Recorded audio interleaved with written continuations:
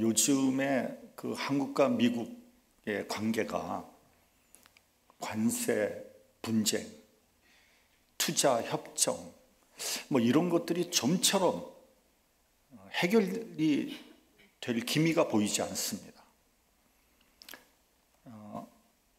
한국의 그 고위 관료들은 3,500억 달러를 투자하라는 미국의 압력을 어떻게든지 버텨내려고 하는 것 같고요. 미국의 고위 관료들은 계속해서 연일 압박을 하고 있는 것 같아요. 한미 사이의 이러한 모습은 여태까지 처음 보는 아주 이상한 그런 광경입니다. 그 협상에 임하는 한국 고위 관료들은요, 지금의 미국은 여태까지 우리가 봐왔던 미국과 다르다. 다른 미국이다. 그렇게 얘기를 합니다.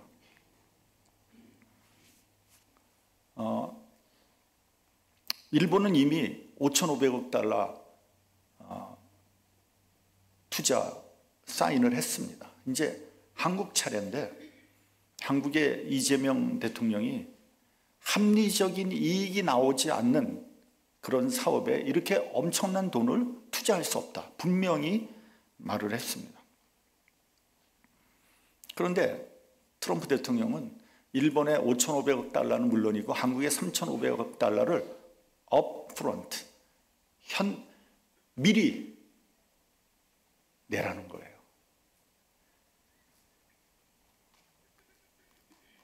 러트닉이라는 그 상무장관은 한국은 3,500억 달러 플러스 2,000억 달러, 그러니까 일본과 같은 5,500억 달러를 미국이 원하는 곳에 조건 없이 투자해야 된다고 한술 더 뜨고 있어요. 지금 한국은요, 이런 무리한 미국의 요구에 미국에 대한 그런 여론이 굉장히 좋지 않습니다. 그렇겠죠. 3,500억 달러가 무슨 애들 장난도 아니고 한국이 보유하고 있는 외환의 80%가 넘는다는 거 아닙니까? 만약에 미국의 요구대로 3,500억 달러를 현찰로 내면 한국은 곧바로 외환 위기에 빠지게 될 것이고 IMF 체제로 들어가게 될 것이다. 그렇게 얘기를 합니다. 그리고 또 지난번에 더군다나 300명 이상의 한국 기술자들이 불법 취업을 했다는 이유로 미국 이민당국에 체포되어 심히 부당한 그런 대우를 받지 않았습니까? 그래서 이번에는 절대로 미국의 요구대로 들어주어서는 안 된다. 이렇게 한국 사람들이 지금 생각하고 있습니다. 한국은 그동안 보수와 진보로 나뉘어져서 사사건건 싸웠는데 이 건만은 국론이 통일이 되는 기이한 현상이 벌어지고 있습니다. 미국이 한국의 국론을 통일시키는 아주 그런 일을 하고 있는 것 같아요. 저도 미국에 45년 동안 살면서 이런 일은 처음 경험하는 아주 황당한 사건입니다. 미국이 정말 경우도 없고 염치도 없는 이거 깡패 짓을 하는 거 아닌가? 그런 생각이 들어요. 제가 처음으로 미국에 왔을 때 미국은 이렇지 않았거든요. 그때 이제 병원에 들릴 일이 있었는데 병원에 갔더니 병원 입구에 현관에 큰 액자에 이런 내용의 글이 쓰여져 있는 것을 제가 본 적이 있습니다. 그게 무슨 말이냐면 당신은 돈이 없어도 치료받을 수 있습니다. 그리고 당신은 인종이나 나이나 성별, 종교에 관계없이 병을 치료받을 권리가 있습니다. 이런 액자가 크게 쓰여져 있는 것을 제가 봤어요. 제가 그거 보고 감동했잖아요. 야, 미국이란 나라는 정말 좋은 나라다. 인간의 생명과 존엄성을 이렇게 귀하게 생각하는구나. 미국 오기 너무 잘했다. 그렇게 생각을 했습니다. 왜냐하면 당시에 한국에서는요, 돈이 없으면 돈을 미리 내지 않으면 병원 입원이 불가능했어요. 그러니까 돈이 없으면 병원에서 받아주지 않아가지고 병원 앞에서 죽어가는 사람들도 있었단 말이에요. 어떤 목사님이요, 병자를 업고 병원에 가는데 돈이 없어. 입원시킬 돈이 없어.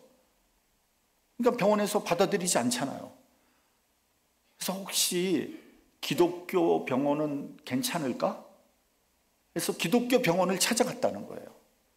근데 역시 기독교에서 운영하는 병원도 안 받아들이다는 거예요.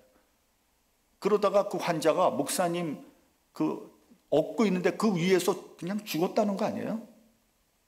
그래서 그 시신을 내려놓고 이놈의 세상 그냥 확 망해버려라, 아주 저주를 퍼붓다고 그런 간증을 제가 들었거든요.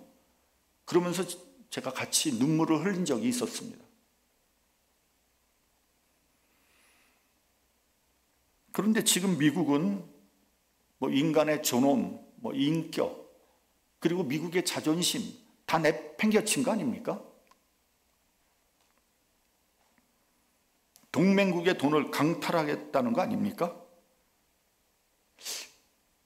여태까지 흥청망청 소비 천국으로 경제 정책을 해오던 것을 바꿔서 차라리 미국 국민들에게 정신 차리고 허리띠 졸라매라, 이렇게 하는 것이 맞는 거 아닙니까? 언제까지 포퓰리즘으로 이 상황을 모면하려고 하는지 걱정이 됩니다. 세계 최강국 미국은 저물어 가고 있는가? 한번 심각하게 되물어 봐야 됩니다. 지금 미국은요, 인종차별주의자, 백인 우월주의자, 남성 우월주의자들이 미국의 내각을 다 점령하고 있어요. 미국의 장관이라는 사람들이 대부분 다 그런 사람들이에요. 부자들의 세금은 깎고 가난하고 가난한 사람들, 노인들의 복지 혜택은 줄어들고 있어요. 유색인종과 약하고 소외된 사람들은 억누르고요, 부자와 백인 중심의 나라를 만들려는 그런 모습이 역력히 보입니다. 트럼프는 지금 민주당이 우세한 대도시들의 치안이 불안하다는 이유로 군대를 보내고 있습니다. 민주당 출신의 주지사와 시장들은 여기에 대해서 격렬하게 저항하고 있습니다. 이러다가 미국이 내전이 발발하지 않을까? 이런 걱정도 드는 거예요. 미국을 다시 위대하게, 소위 마가라는 세력을 떠받들고 있는 정신적인 그런 부분이 누굽니까? 보수적인 기독교인들이거든요. 기독교가 과연 이렇게 해도 되는 건가? 이것이 성경의 가르침과 일치하나? 이건 정말 아닌 것 같아요. 미국의 영향력 있는 종교 지도자들은 왜 한마디도 안 하고 있는가? 이런 상황에서 트럼프 정권에 대해서 왜 가만히 보고 있는지, 그 유명한 목사님들 다 뭐 하고 있는지 모르겠어요. 만약에 예수께서 이 시대에 오셨으면 어떤 스탠스를 취하셨을까? 화 있을진저 탐욕스럽고 잔인한 기독교인들이여 라고 하지 않을까? 이런 생각이 드는 거예요.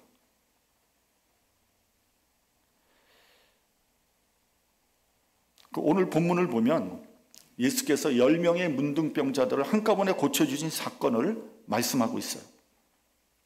그 10명 중에 한 명은 사마리아 사람이라고 돼 있어요. 뿐만 아니라 본문 11절에 보면 예수께서 사마리아 지방을 지나가셨다 이렇게 되어 있어요. 우리가 알다시피 유대인과 사마리아인들은 서로 상종하지 않았거든요.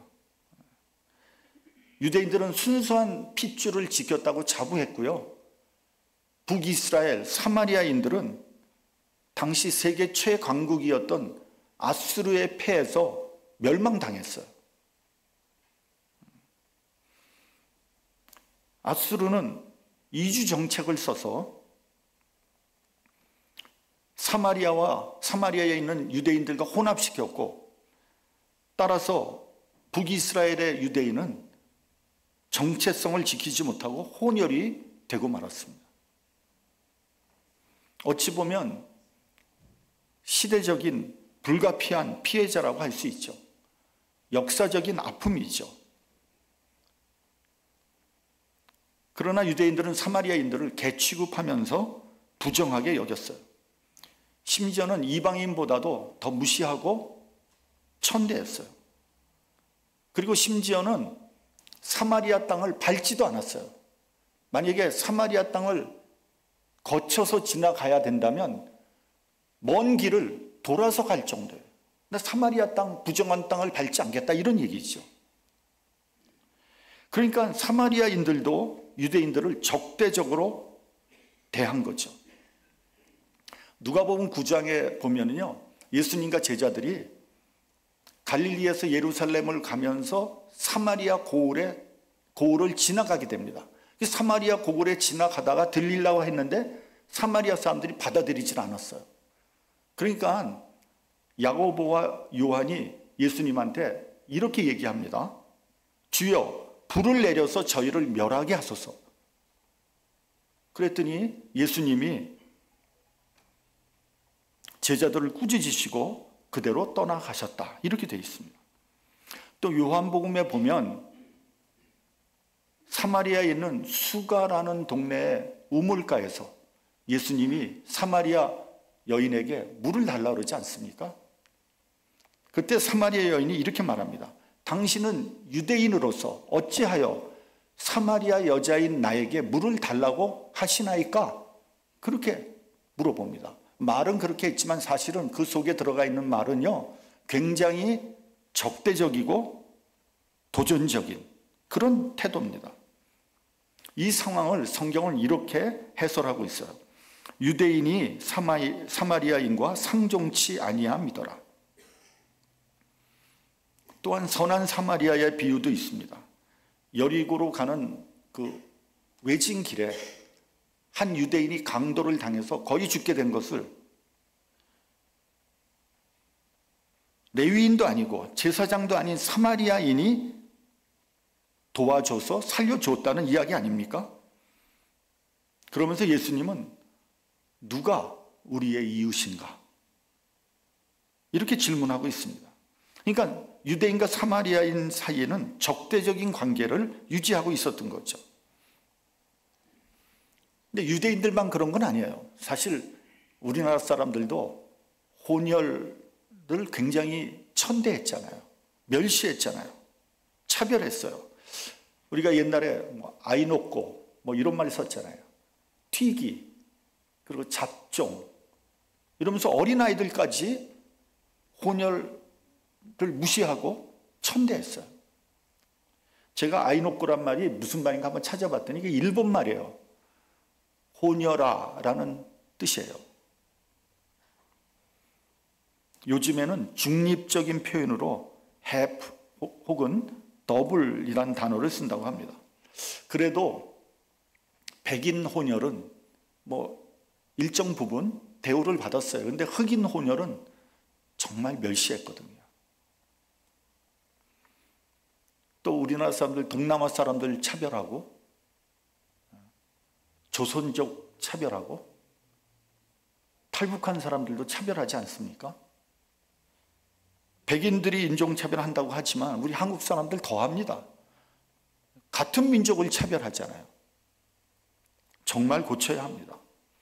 근데 예수님은요, 그렇게 하지 않으셨어요. 예수님은 사마리아 땅도 거리낌 없이 지나다니셨고요. 사마리아 사람들도 차별하지 않으셨습니다.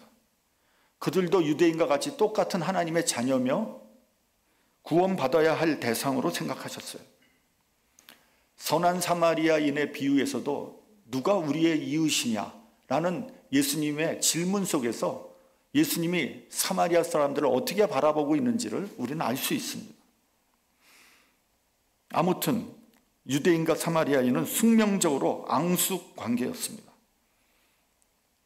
예수님은요, 마지막까지 십자가 지시로 갈릴리에서 예루살렘 올라가실 때도 사마리아 땅을 거쳐서 가셨습니다.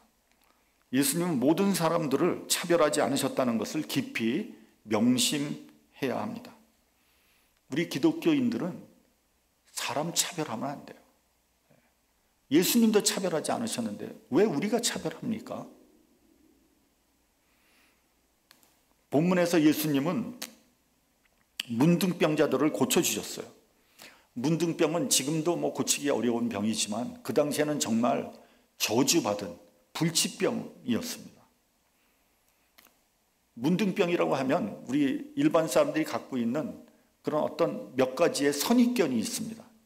첫 번째는 문둥병에 걸리면 살이 서서히 썩어서 죽어가는 그야말로 아무런 소망 없는 비참한 병이라는 거예요. 두 번째는 하나님의 저주를 받은 병이라는 거예요. 그래서 문둥병자들은 사람들이 불쌍히 여기지도 않았어요.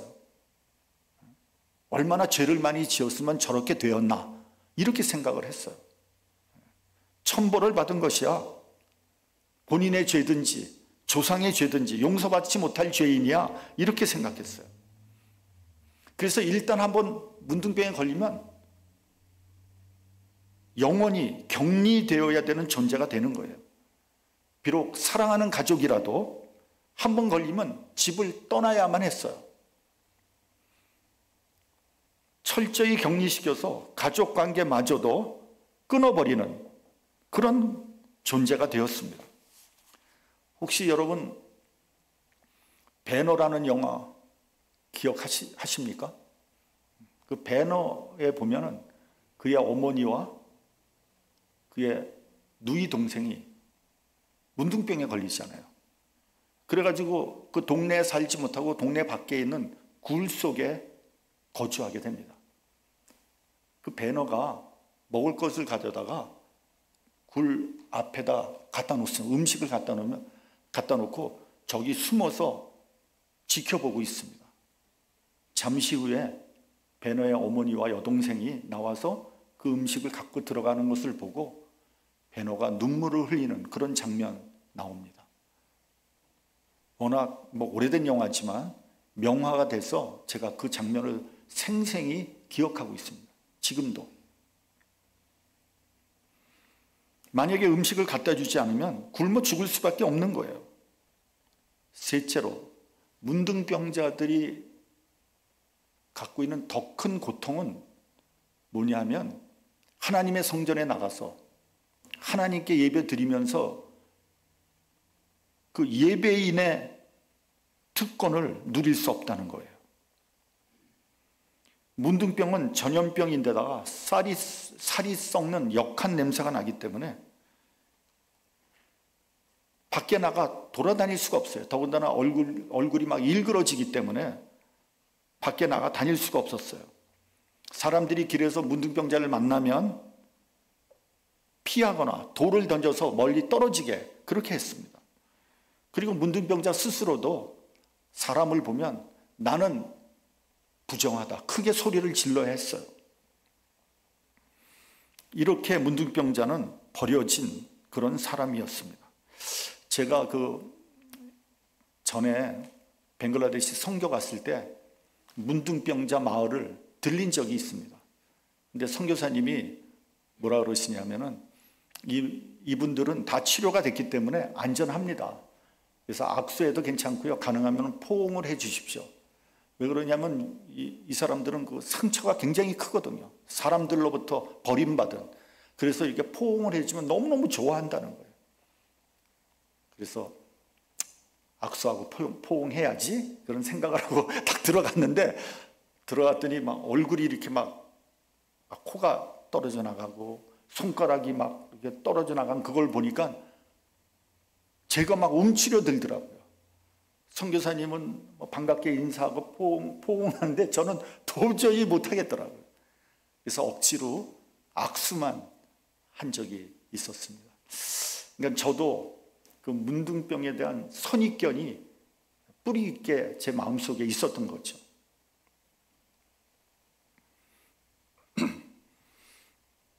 본문 12절을 보면 문둥병자 10명이 예수님을 만나서 멀리 서서 소리를 지릅니다. 예수 선생님이여, 우리를 긍휼히 여기소서. 감히 가까이 갈 수도 없었습니다. 그러나 아마 이 문둥이들은 이런 소문을 들었을 거예요.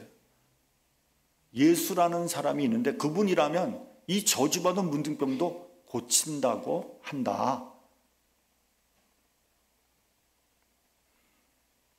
여기서 문둥병을 고친다는 것은 예수님을 메시아로 믿는다는 거예요. 히브리적인 개념으로 문둥병을 고칠 수 있는 사람은 메시아밖에 없기 때문에 그런 겁니다. 그래서 그들은 그러한 믿음을 가지고 소리를 지른 겁니다. 우리 본문 14절 같이 봉독을 하겠습니다. 본문 14절. 자, 시작. 보시고 이르시되 가서 제사장들에게 너희 몸을 보이라 하셨더니 그들이 가다가 깨끗함을 받은지라. 예수님이 뭐라 그러시냐면 너희는 가서 제사장들에게 너희 몸을 보이라. 여러분 한번 생각해 보세요. 예수님께서 뭐 안수하고 기도해 주신 거 아니에요? 문둥병이 나은 거 아니에요? 예수님은 무조건 가서 너희 몸을 제사장에게 보이라 그랬어요. 아니 뭐 고쳐주시고 보이라 그러든지, 근데 그냥 가서 제사장에게 너희 몸을 보이라 이렇게 말씀하셨어요. 그런데요, 저희들이 그 말에 순종해서 가다가 깨끗함을 받았다, 이런 말입니다. 여러분, 이런 비슷한 장면이요 구약 성경에도 나옵니다.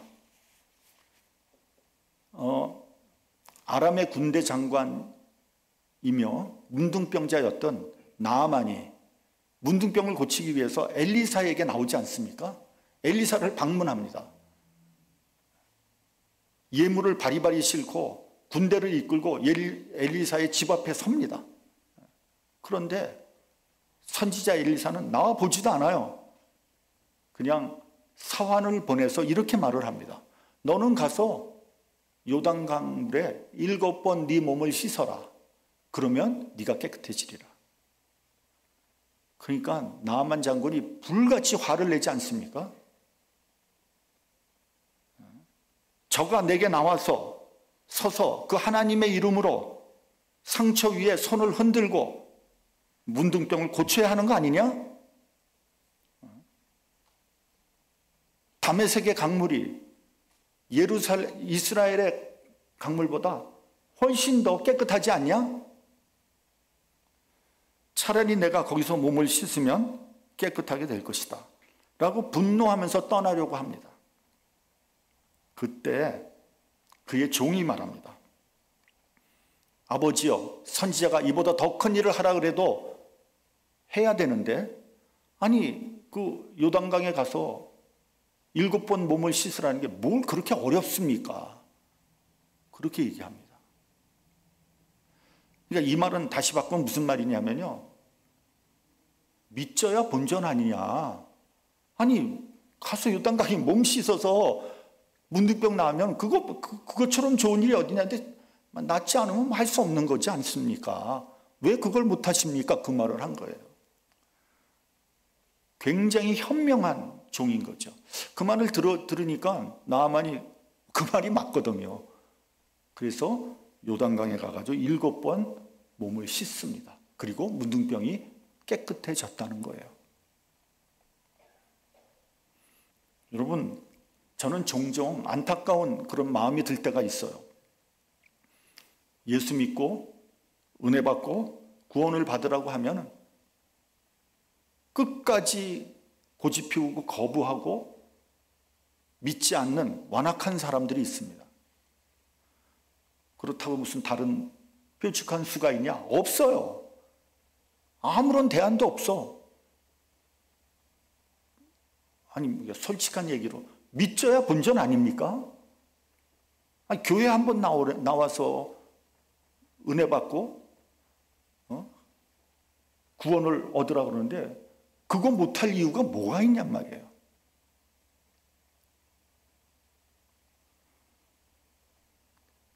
여러분, 애굽의 바로처럼 사람이 갈수록 완악해지는 거예요. 그럴 이유가 없잖아요.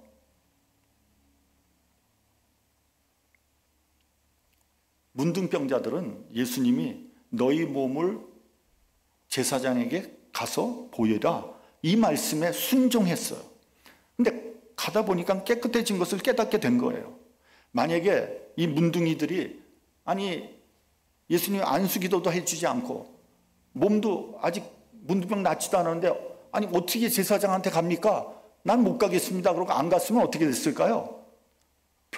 문둥병 안 난 거예요. 낫지 못한 거예요. 그러나 그들은 아직 병이 고쳐지지도 않았는데 믿음으로 순종하며 제사장에게 간 거예요. 그렇게 가는 도중에 병이 난 거예요. 여러분, 이것은 우리가 그냥 슬쩍 지나가지고 굉장히 큰 믿음이에요. 믿음과 순종에 이어서 기적이 일어난 거예요. 그런데요, 그들이 병이 나았다는 것을 몸으로 느꼈잖아요. 그런 순간 두 가지 반응이 나타나게 돼요. 10사람 중에 한 사람, 사마리아 사람은 그 자리에서 돌아섰어요. 제사장에게 가지 않고 발길을 돌려 예수님 앞에 와서 엎드려 절하고 하나님께 영광을 돌렸습니다. 그런데 나머지 9은 제각기 갈 길을 가고 말았어요. 똑같은 경험을 했는데 그 반응은 사뭇 달랐습니다. 은혜를 똑같이 받았어요. 기적을 체험했어요. 근데 반응은 다릅니다. 사마리아 사람은 주님 앞에 나와서 감사하며 큰소리로 하나님 앞에 영광을 돌렸지만 문제는 나머지 9사람이었어요. 이 9사람은 도대체 어디로 갔을까요? 성경에 나와 있지 않아요. 그러나 우리가 충분히 추측할 수 있습니다. 첫째는 제사장에게 갔을 거예요. 왜냐하면 제사장에게 가서 내가 깨끗해졌다는 증명을 받아야지 일상생활에 복귀할 수 있잖아요. 제사장한테 갔겠죠. 아마 대부분 갔을 거예요. 이런 사람도 있을지 몰라요. 야, 지금 이 모양 이 꼴로 어떻게 제사장에게 가냐. 좀 깨끗이 씻고 옷도 좀 빨고 그래야 되는 거 아닌가? 목욕탕에 안 받아줬겠죠? 강가로 가서 몸을 씻고 옷을 빨았는지도 몰라요. 아마 이런 사람도 있을 수 있을 거예요. 아이, 내 몸이 깨끗해졌으니까 제사장이고 뭐고 그냥 내가 딴 지방에 가서 살자. 아니, 내가 우리 고향에 가본들 내가 문둥병자인 거 다 아는데 누가 나를 받아주겠나? 정상적인 생활을 할 수 있겠나? 차라리 다른 지방에 가서 새로운 삶을 시작하는 것이 낫지 않을까? 굉장히 설득력 있는 말이죠. 이게 누가 이렇게 해석을 했냐? 존 칼빈이 이렇게 해석을 했어요.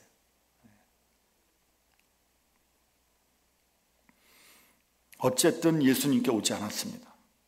배은 망덕한 사람들이에요. 여러분, 불치병인 문둥병을 고침받았으면 얼마나 큰 은혜를 받은 겁니까? 감사부터 해야지 제대로 된 사람이라고 할 수 있지 않겠습니까? 누군가가 이런 말을 했어요. 무신론자들은 정말 감사한 순간에 감사할 대상이 없다는 것이다. 여러분, 우리가 궁극적으로 감사해야 될 대상이 누굴까요? 하나님이죠, 하나님. 왜냐하면 모든 일의 시작과 끝이 하나님이고 원인과 결과가 하나님이기 때문에 그런 거예요.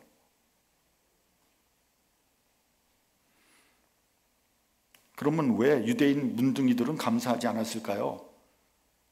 이것도 역시 성경에는 나와 있지 않아요. 그러나 우리가 충분히 추측할 수 있습니다. 이런 생각하는 사람도 있을 거예요. 아니, 나을 때가 돼서 나은 거다. 그동안 내가 많이 아팠는데 나을 때가 돼서 나은 거다. 우리가 그렇잖아요. 감기 걸리면 한 2주일 되면 낫잖아요. 우리 몸에는 자가 면역력이 있어서요, 스스로 우리 몸이 치유를 합니다. 그래서 내 몸이 나은 것이다. 이렇게 생각하는 사람도 있을 거예요. 또 어떤 사람은요, 내가 그렇게 이 병이 낫기를 위해서 기도하고 염원했는데 드디어 나은 것이다. 근데 여기서 강조점은 어디에 있냐면요, 나의 노력, 내가 열심히 해서, 내가 약 열심히 먹고 운동 열심히 해서 병 고친 거지. 여기에 강조점이 있는 거예요. 많은 사람들이 병 고침을 받으면 내가 열심히 해서 약 잘 먹고 의사 말 잘 들어서 나은 거지.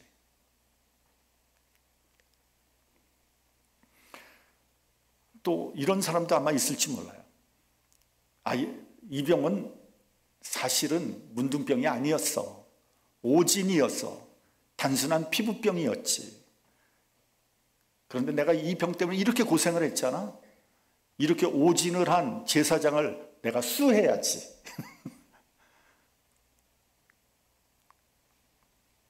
하나님께 감사하지 않을 조건만 생각하는 겁니다. 본문 19절에 보면 예수께서 일어나 가라, 내 믿음이 너를 구원하였느니라, 이렇게 말씀하셨어요. 그리고 하나님께 영광을 돌린 사마리아인을 칭찬하셨습니다. 여러분, 우리가 기도해서 병 나을 수 있어요. 기적을 체험할 수도 있습니다. 그렇다고 그 사람이 구원에 이른 것은 아니라는 거예요. 나머지 9명은 몸은 치유받았지만 영혼까지 구원을 받은 것은 아니었어요. 그러나 사마리아인은요, 몸과 영혼이 함께 구원을 받는 엄청난 은혜를 받게 된 것입니다. 여러분, 우리가 은혜 하는데 은혜를 받고서 감사하지 않으면요, 그 사람은 은혜를 은혜로 생각하지 않은 거예요. 따라서 그 사람은 은혜 받은 사람이 아니에요. 감사로 하나님께 영광을 돌리시는 저와 여러분이 되시기를 바랍니다.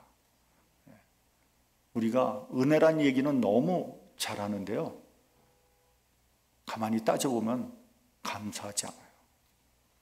감사함으로써 하나님께 영광을 올려드리는, 그리고 여러분의 구원을 완성하는 저와 여러분이 되시기를 주님의 이름으로 축원합니다. 기도하겠습니다.